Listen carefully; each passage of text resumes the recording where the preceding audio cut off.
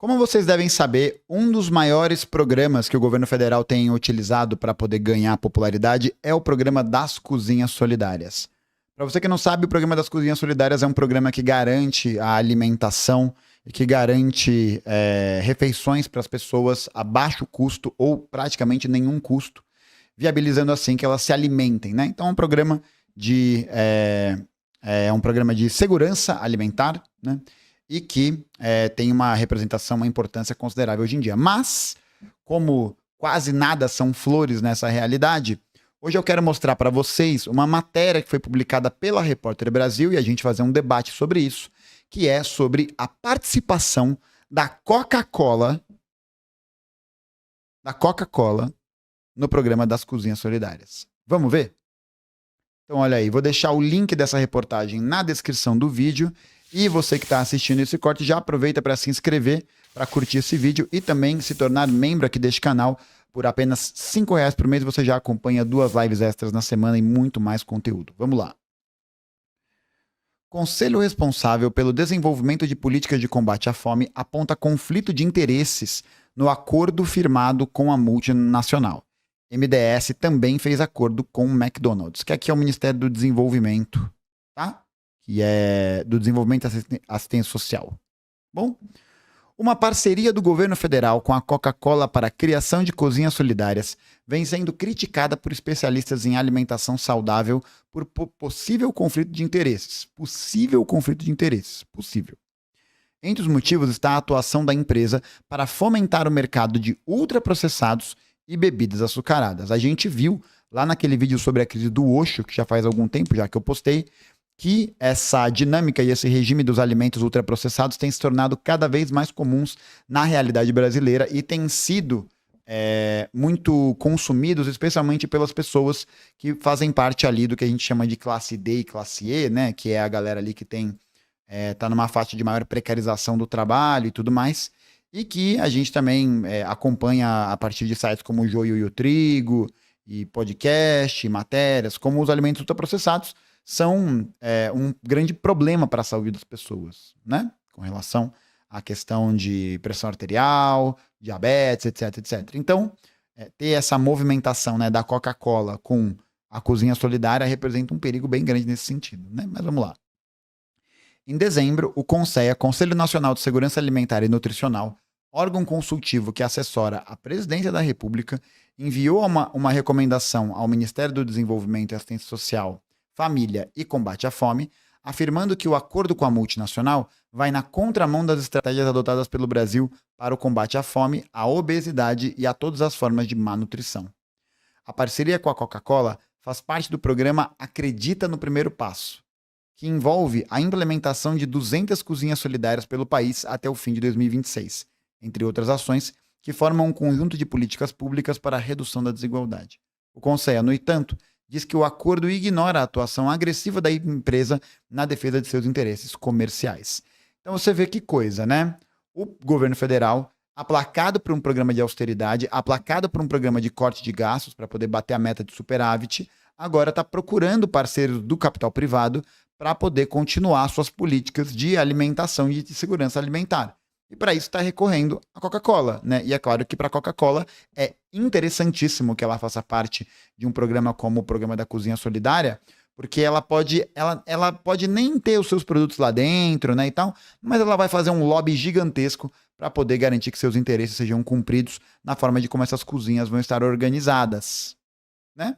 Então, isso significa, na prática, né, que a gente vai ver a entrada do interesse dessa empresa na organização desse programa. E aí, né? Aí o Ministério até soltou uma nota, depois falando, não vai intervir, não vai... Tá bom. Beleza, Cláudia, beleza. Entre as ações, a nota cita ataques de representantes das indústrias dos ultraprocessados, incluindo os da Coca-Cola, ao aumento de tributos para esses produtos e à redução de impostos para alimentos saudáveis. Essas medidas, debatidas pelo Congresso na reforma tributária, são consideradas pelo CONSEA estratégias efetivas e acessíveis economicamente para enfrentar todas as formas de má nutrição. O Conselho diz também que o acordo pode configurar uma estratégia de social washing, termo bastante utilizado por especialistas em conflitos de interesse para denunciar ações de autopromoção disfarçadas de filantropia e responsabilidade social, mas que não interferem no modus operandi das empresas. Descobriram o lobby, né? Todo ano vem alguém tentando trazer um termo inovador, tentando trazer um conceito diferenciado, alguma coisa para não expressar o que é isso, né? Que é lobby, que é picaretagem, que é pilantropia, né? Perfeito, pilantropia, né? É a filantropia do pilantra. A recomendação pede ao governo mecanismos de transparência para identificar e prevenir situações de conflito de interesse. E também que seja considerada a possibilidade de descontinuação do acordo de cooperação. Pesquisas mostram, vou até deixar esse link aqui aberto, pesquisas mostram que o consumo excessivo de refrigerantes e bebidas adoçadas é uma das principais causas da obesidade e do desenvolvimento de doenças crônicas não transmissíveis, como diabetes, pressão alta e alguns tipos de câncer. No Brasil, a cada ano, cerca de 13 mil mortes são atribuíveis ao consumo excessivo de bebidas açucaradas, segundo dados do Instituto de Efetividade Clínica e Sanitária, né?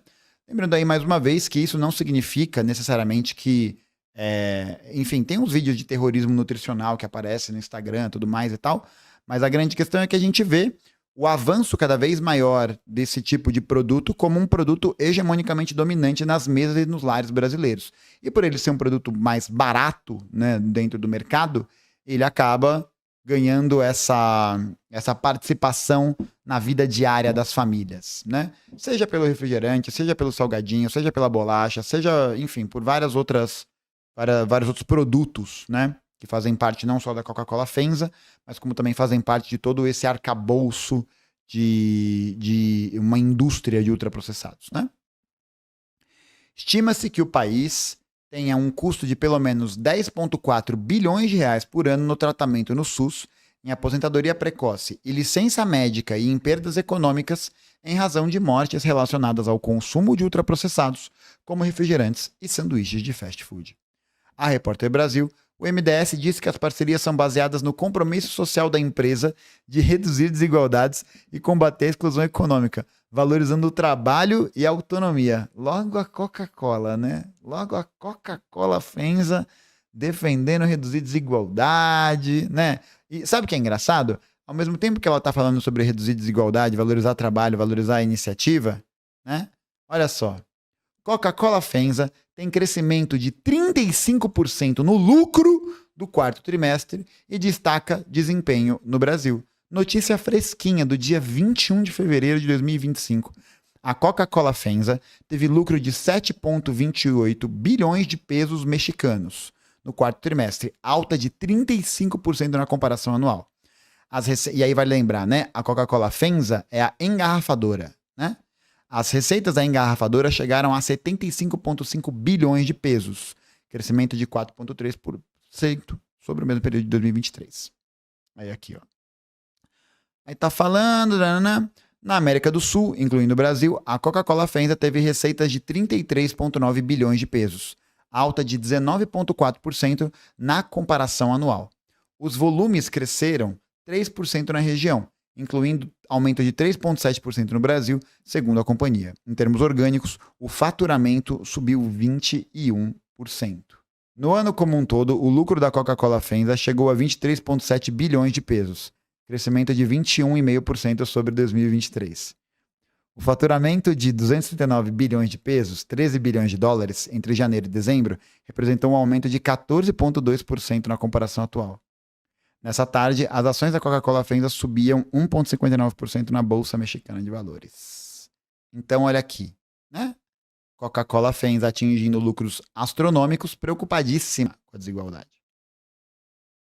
O programa Cozinha Solidária foi criado em 2023 pela Secretaria Nacional de Segurança Alimentar e Nutricional do Ministério do Desenvolvimento e tem como foco apoiar iniciativas da sociedade civil que atendam à demanda por alimentação em territórios socialmente vulneráveis. Segundo as normativas do projeto, as cozinhas só podem ser geridas por entidades privadas sem fins lucrativos, credenciadas junto ao MDS. Então, bagunça, né? Já virou bagunça, porque se você já está terceirizando a gestão e a operação da cozinha solidária a partir de uma aceitação feita por um cadastro no ministério, porra, meu amigo, aí você está falando de terceirização e de privatização, né? É isso, você está falando de uma PPP da cozinha solidária. O programa busca fomentar práticas alimentares saudáveis com sustentabilidade social, econômica, cultural e ambiental, tendo como princípio o respeito ao guia alimentar para a população brasileira, que desencoraja o consumo de ultraprocessados. Inclusive, esse guia foi muito atacado por empresas como a Coca-Cola, porque foi um dos primeiros materiais produzidos a gerar essas críticas contundentes contra o consumo de ultraprocessados. Apesar de o programa Cozinha Solidária ser expressamente citado no protocolo de intenções, o Ministério afirmou à Repórter Brasil que a parceria não integra o programa Cozinha Solidária. Então, alguém está mentindo, né? Alguém está mentindo, alguém está sendo muito... Nossa, quero nem ver. Pô. A pasta, porém, não explicou como será a criação das cozinhas financiadas pela Coca, nem como será feito o fortalecimento da rede de equipamentos de segurança alimentar, como previsto no protocolo de intenções. Além das cozinhas, essa rede envolve restaurantes populares, bancos de alimentos e centrais da agricultura familiar. Você imagina a Coca-Cola tendo acesso a uma logística e a uma estrutura que também mexe com banco de alimento e central de agricultura familiar. O Ministério afirmou também que a empresa não poderá incluir seus produtos no cardápio, nem influenciar no que será oferecido. Também, né? De acordo com os contratos analisados pela reportagem, a Recofarma, fabricante de concentrados da Coca-Cola na Zona Franca de Manaus, também se comprometeu a promover a capacitação de 7 mil empreendedores. Olha aqui, ó. Não é 7 mil trabalhadores, não é 7 mil pessoas que serão contratadas pela Coca-Cola, que vão ser absorvidas como mão de obra num programa estatal da Cozinha Solidária, de concurso público. 7 mil empreendedores. Então é um programa que vai servir para além de fazer o lobby para a Coca-Cola, para além de conseguir garantir que os interesses dela sejam colocados ali no meio do programa, também tá com essa balela, com esse papo mole, com esse papo molenga de que vai ajudar a economia porque vai formar empreendedores, né? Isso aí tem um nome, precarização da força de trabalho, né? É aquela parada de ONG com consciência social formando mão de obra barata, né? Pro povo trabalhar. Bem-vindo. E olha aqui, ó. E contratar inscritos no CAD Único, plataforma do governo federal que identifica a população de baixa renda e é requisito para a participação em programas sociais, como Bolsa Família. Olha isso. Você está depositando na responsabilidade de uma empresa privada essa possibilidade de contratar pessoas do CAD Único, portanto, desse conjunto, né, de trabalhadores que faz parte dessa faixa de baixa renda para trabalharem para a Coca-Cola. Ao invés de... Olha onde está a distorção disso. Ao invés de você fortalecer um programa público de emprego, um programa para poder fortalecer mesmo a iniciativa das cozinhas solidárias, de construção civil, sabe? De capacitação e concurso para ser nutricionista, merendeira, sei lá, várias coisas. Você está fazendo o quê? Você está jogando para a ONG, está jogando para o capital privado essa possibilidade deles contratarem essas pessoas, ou seja, vai contratar mão de obra barata. É isso, gente.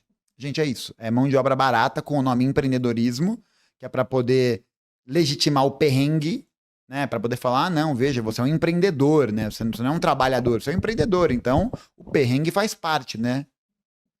A participação da Coca-Cola é uma distorção na raiz do que são as cozinhas solidárias, afirma Inês Rugani, coordenadora do Observacoi, Observatório Brasileiro de Conflito de Interesse em Alimentação e Nutrição. Sabe o que é engraçado? Eu não vi o Guilherme Boulos falar sobre isso. Posso estar enganado, né? Posso estar me precipitando aqui, né? Talvez ele tenha dito isso e eu não tenha visto, né? De fato. Mas ele não vi ele falar nada sobre isso. Não vi ele falar nada sobre isso. E logo ele, né? Cujo carro-chefe, né? Cozinha Solidária, tal. Um programa que é muito importante para o MTST. Estranho isso, estranho. Para ela, a parceria melhora a imagem da empresa entre os consumidores e gestores públicos, além de abrir caminho para mais interferência privada nas políticas públicas. Inclusive, isso foi uma camarada minha que me disse uma vez que existem conselhos, né, do campo da medicina aí, da medicina não, perdão, da área da nutrição, que recebiam patrocínio da Nestlé. Da Nestlé. Olha que legal. A Nestlé, que vende Não é leite processado, né? Fórmula. Fórmula que chama. Eles chamam. Fórmula. Né? Fórmula. Uma parceria com o Ministério do Desenvolvimento Social dá a elas uma legitimidade como parte da solução para a sociedade, afirma. Promover a marca ao lado de uma agenda positiva de inclusão social não é só uma propaganda na marca no outdoor. O capital simbólico disso é enorme. Mariana Santarelli, assessora de políticas públicas da FIAM Brasil, ONG que trabalha com questões relacionadas à alimentação e conflito de interesse, concorda que essas medidas fazem parte de uma estratégia de limpeza de imagem, dando legitimidade às empresas para ações de lobby nos ministérios e no Congresso Nacional. Um exemplo disso seria a atuação da indústria de ultraprocessados para impedir a taxação desses produtos pelo chamado imposto do pecado, o imposto seletivo para produtos que causam mal à saúde e ao meio ambiente. Só para vocês terem uma noção, esse imposto do pecado está previsto para atingir setores como ultraprocessados, bebidas alcoólicas e cigarro. Esse é o nível, tá? Esse é o nível. Outro exemplo é o fato de que o alto escalão do governo federal recebeu 5 vezes mais integrantes das indústrias de bebidas, alimentos e supermercados do que membros da sociedade civil, que atuam pela alimentação adequada e saudável, conforme publicou o site Metrópolis a partir de relatório da Fiquem Sabendo. Estou separando todas essas matérias aqui para vocês pegarem para lerem depois, tá bom? Deixar tudo na descrição aqui do vídeo. E não é a primeira vez que o governo federal mete essa, né? Não é a primeira vez que o governo opta por se encontrar com os grandes gestores e grandes capitalistas de um determinado setor e não dá voz suficiente para setores da sociedade civil que combatem aquela visão, como foi o caso das bets, né? A gente esqueceu disso. O governo federal, naquela seara, né, de aprovar as casas de aposta, recebeu um monte de gente que fazia parte dos interesses das casas de aposta e recebeu pouca gente que era da área da saúde, que fazia estudos sobre a dependência que as pessoas construíam a partir das apostas online. Acho que tiveram, 5 ou 8 encontros com a galera da saúde e mais de 100 com a galera das bets. Né? Então, aí mais uma vez.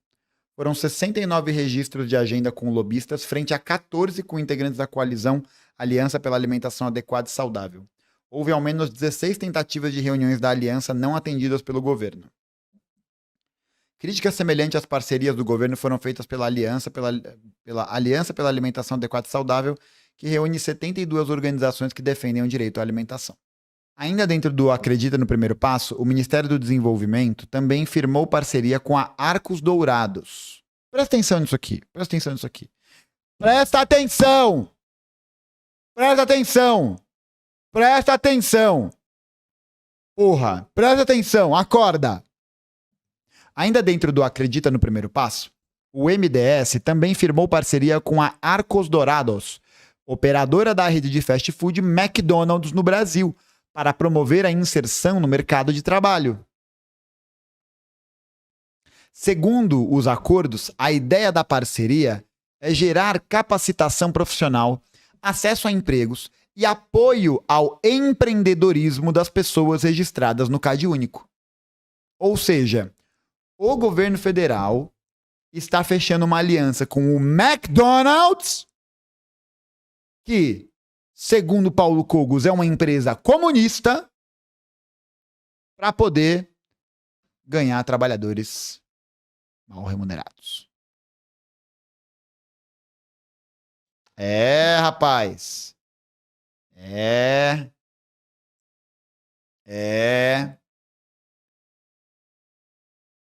Rapaz.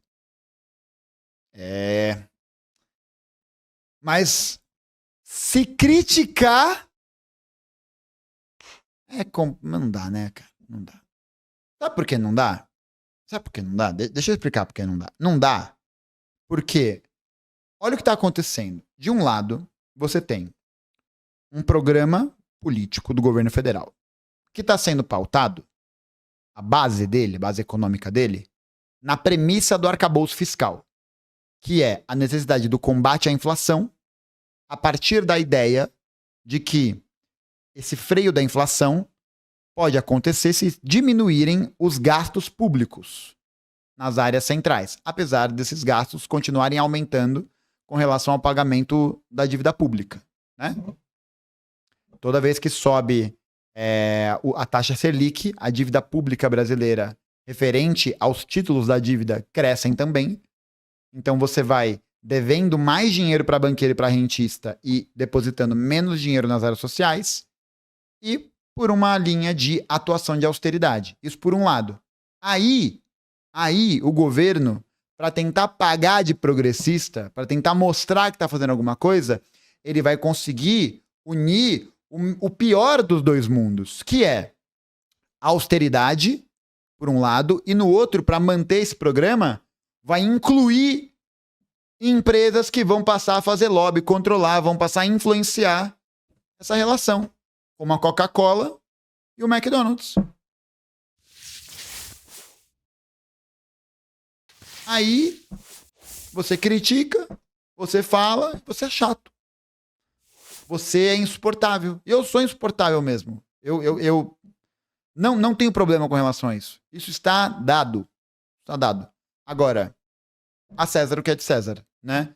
Esse tipo de programa, que é mais um reflexo do neoliberalismo progressista aonde, né? Mas o neoliberalismo progressista que a gente está vivenciando é mais uma amostra de como esses interesses do capital privado estão expandindo seus tentáculos sobre todas as operações da economia brasileira e de programas sociais tão importantes como esse da Cozinha Solidária, né? Agora, criticando isso, você não ouve Calejão, Boulos, você não ouve ninguém. Cadê a galera? Em seu site, o Ministério afirmou que o acordo com a Arcos Dourados prevê a criação de mecanismos para promover a inserção no mercado de trabalho, disponibilizando 3 mil vagas anuais no estado de São Paulo e 50 mil em todo o país. Você está querendo emprego pro McDonald's, cara. Pro McDonald's. Vai funcionar pro McDonald's. Ah, mas é McDonald's. Nas redes sociais, o ministro Wellington Dias comemorou. Firmar parcerias com a iniciativa privada é fundamental para gerar empregos, criar renda e reduzir a pobreza. Ai. A reportagem questionou se o acordo previa a ampliação dos postos de trabalho para a contratação de inscritos no CadÚnico, e a pasta informou que as vagas disponibilizadas no âmbito da parceria correspondem às oportunidades já oferecidas pela empresa. Em resposta à Repórter Brasil, a Arcos Dourados disse se orgulhar de ser uma das principais geradoras do primeiro emprego formal no país e comemorou a parceria. O recente acordo público com o Ministério do Desenvolvimento Social reforça o compromisso da companhia em ampliar o acesso ao mercado de trabalho e contribui de maneira ativa para a geração de oportunidades profissionais no país. Parabéns. Não, e de novo, né? É aquela coisa. Ninguém tá sendo contra as pessoas que trabalham no McDonald's, por exemplo, né? Porque, mano, eu imagino que para muita gente que tenha conseguido o seu primeiro emprego nesses espaços, foi muito importante. E não é negar a importância disso, né? Mas é entender como que esse tipo de trabalho ele tá conectado a um processo cada vez maior de precarização da força de trabalho. Então é um problema que o primeiro emprego de tantos jovens no Brasil seja justamente no McDonald's. É um problema. É um problema por quê? É um problema porque expressa a falta de diversidade de trabalhos, de oportunidade de diversidade de trabalhos. É um problema por isso. E aí, essa coisa, o primeiro emprego formal, que muitas vezes é em escala 6x1, que muitas vezes tem uma série de assédios morais, sexuais, um monte de problema, e que muitas vezes essa questão é a única oportunidade que muitas pessoas têm. Esse é o problema, né? É exatamente isso, Glau. O problema é querer fazer política pública com um trabalho precarizado, com um trabalho que é precário, né? Não é uma crítica moralista ao trabalho, né? Como se ele fosse menos importante, como se ele não fosse verdadeiramente legítimo. Não, não é esse o ponto. O ponto é achar que isso deveria ser o padrão. Não deveria. Não deveria. Com mais de 60% dos seus quase 70 mil funcionários com menos de 24 anos em seu primeiro emprego, a Arcos Dourados acumula denúncias e condenações por violações trabalhistas. Aí, em 2023, o TST, o Tribunal Superior do Trabalho, condenou a empresa em 2 milhões de reais por trabalho de adolescentes em chapas e fritadeiras. Além disso, ordenou que a operadora do McDonald's deixe de exigir de pessoas com menos de 18 anos a execução de vários serviços, como limpeza e coleta de lixo. E aí, a grande maioria das pessoas que vai para esse serviço são os membros da classe trabalhadora, muitas vezes periféricos, dessas categorias mais subalternizadas, que não tem outra escolha. Que só vão ver isso como uma oportunidade, né? De ter um emprego, de gerar uma renda e de ser colocado nessas condições de trabalho. E o grande problema de um programa como esse é o quê? É a naturalização disso. É parecer que isso virar uma política pública é uma coisa boa, que é legal, que é um bom emprego para ser gerado. Não é um bom emprego. Não é um bom emprego sob o ponto de vista de um emprego salubre para o trabalhador. Não é. A empresa entrou com recurso alegando que o tribunal não considerou os benefícios da inserção do adolescente no mercado de trabalho. Ô, saudade do trabalho infantil, hein, Arcos Dourados? E que não haveria justificativa para proibir os adolescentes de trabalhar no lobby das lanchonetes. O juiz, entretanto, manteve a condenação no ano passado.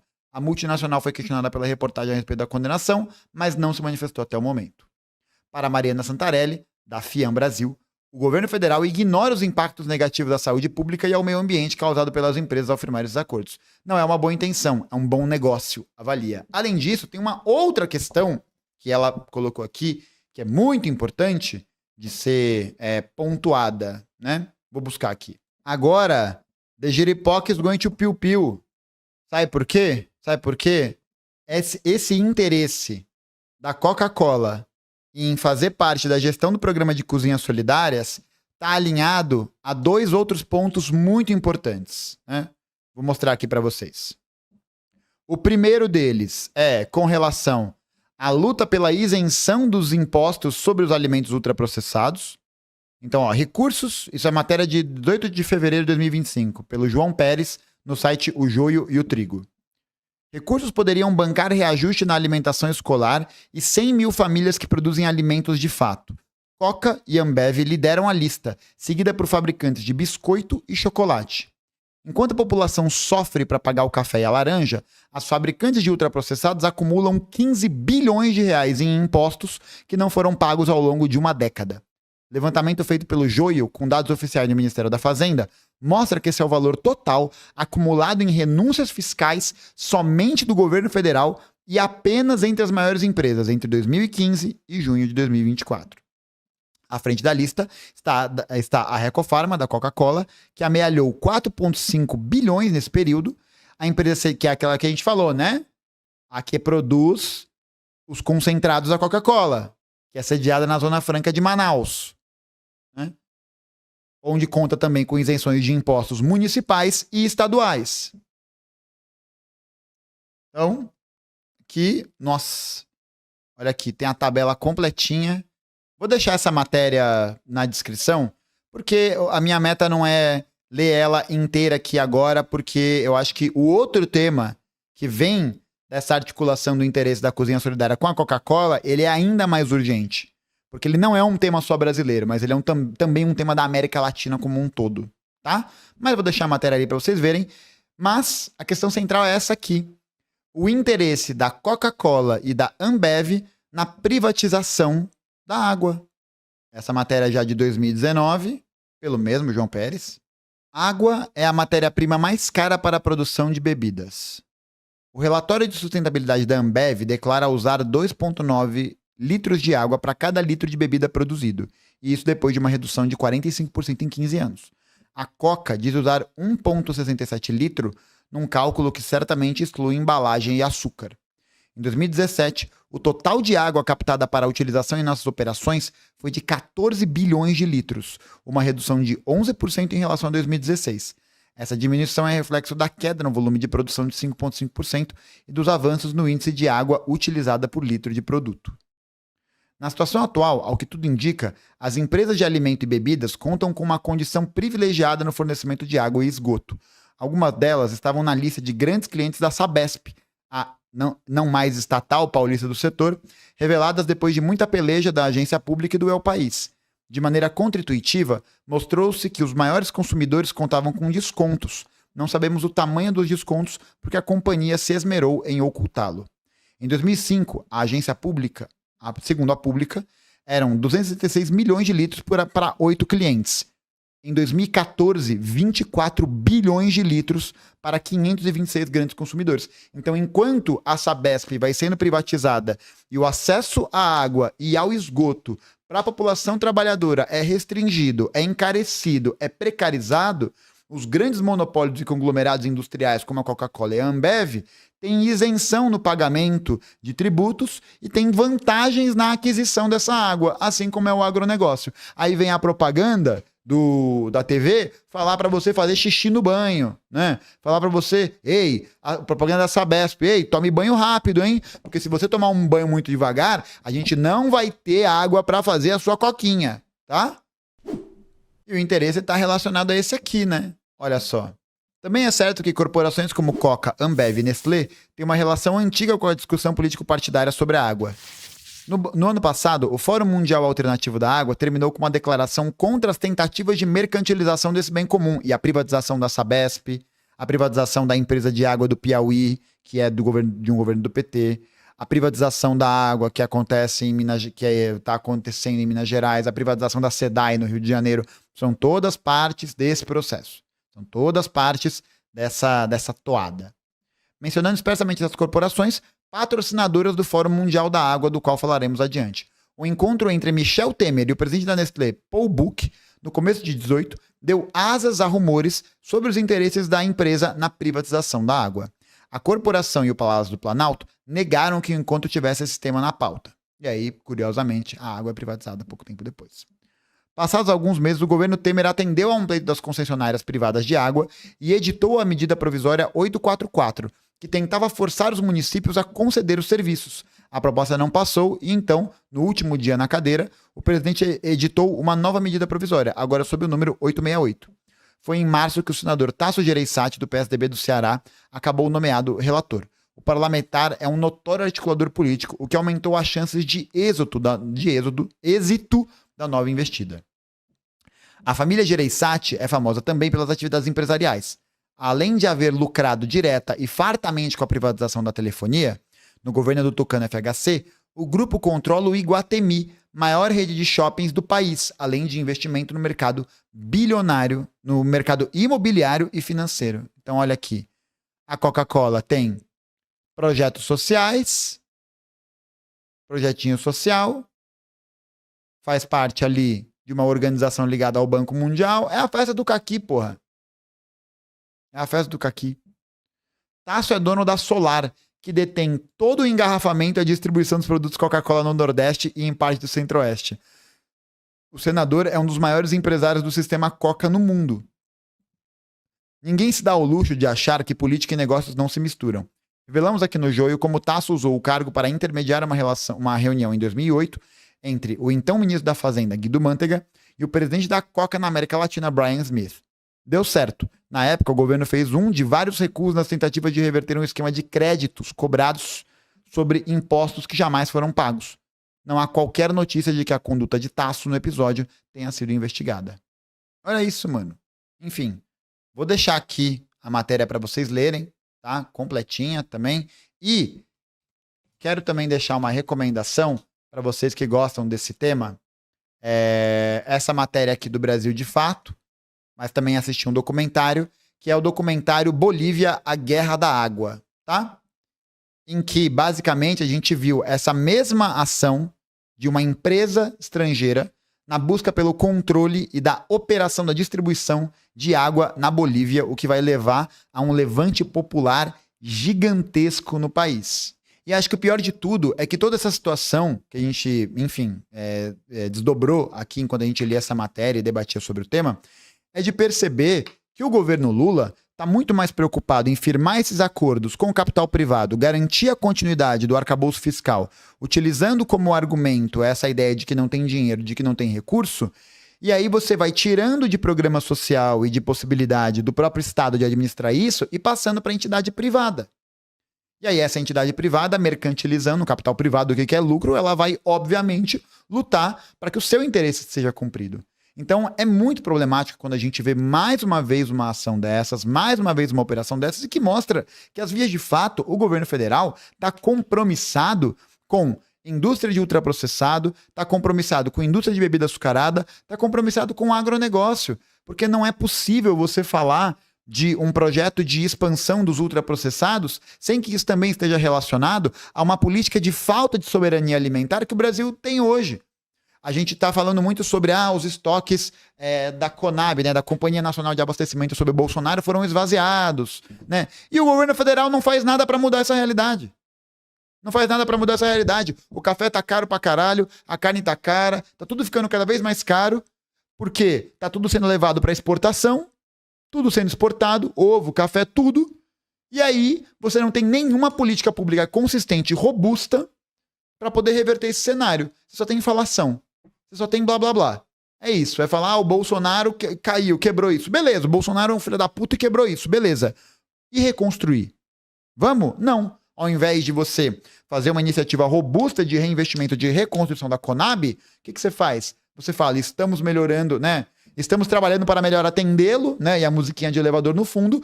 E enquanto isso, do outro lado, tá o Haddad falando que vai ter o maior plano safra de não sei quando, vai ter o maior plano para poder movimentar o agronegócio, vai ter. E aí é isso. Aí é a Coca-Cola fazendo acordo para poder gerenciar a construção de cozinha solidária. É o McDonald's fazendo acordo com o Ministério do Desenvolvimento para poder gerar emprego. Porra, cara. Porra. Você vai falar para mim que isso é um exemplo de um governo que está compromissado com algum interesse estratégico da classe trabalhadora? Tá de brincadeira, mano. Porra, não tem como. Não tem como. Aí você vê que toda essa movimentação na guerra da água, na privatização da água, faz parte integral dessa movimentação. Então é tudo uma coisa só, né? É uma falta de soberania alimentar que é propulsionada pelo excesso de benefícios, isenções fiscais, renúncias fiscais ao agronegócio, é a privatização da oferta de serviços de soberania alimentar, como é a cozinha solidária, é a falta de estruturação da Conab. Então, assim, gente, fica complicado mesmo essa situação, né? Fica complicado porque você vê que o tema da soberania alimentar, que foi um tema tão caro, que foi uma plataforma política tão importante para o Lula durante a sua eleição, durante a sua trajetória política, está sendo jogada na lata de lixo. Está sendo jogado na lata de lixo, está sendo surrupiado por agentes privados, do qual o próprio governo está permitindo a entrada. E não adianta falar que o governo não sabe, não tem alternativa. Tem alternativa, mas ele está agarroteado pelo arcabouço fiscal. Está agarroteado por uma política econômica que o próprio governo colocou. E feito por quem? Pelo príncipe Fernando Haddad, com a anuência do Lula, porque não trabalha sozinho, né? E que está fazendo encontro com o BTG Pactual, os investidores estão otimistas e o povo não consegue comprar meio quilo de café. Então, pensar em uma alternativa concreta para isso, né? Pensar na importância de uma política como a cozinha solidária, precisa ser feito para além só do campo moral, para além só do campo da performance, né, de evidenciar como é importante, como é bonito, como é belo, como é isso, como é aquilo, como é aquilo. Não, ela precisa ter uma consistência política que não pode ser realizada, não pode ser alcançada dentro dos limites impostos por uma política como o arcabouço fiscal ou como todos esses benefícios às grandes empresas de capital privado e ultraprocessados e do agronegócio, né? Então, o que a gente está vendo é um fomento a uma política de ausência de soberania alimentar. É um fomento a uma política que vai cada vez mais mercantilizar o acesso à alimentação, à água e todas as estruturas mínimas que a classe trabalhadora brasileira precisa para viver, né? Mas é isso. Vamos ver em que pé que isso vai dar e, principalmente, vamos ver o que as pessoas mais representativas desse campo vão falar sobre o tema, né? Eu acho que essa parte vai ser muito importante para a gente poder, de fato, descobrir quem são os amigos do povo.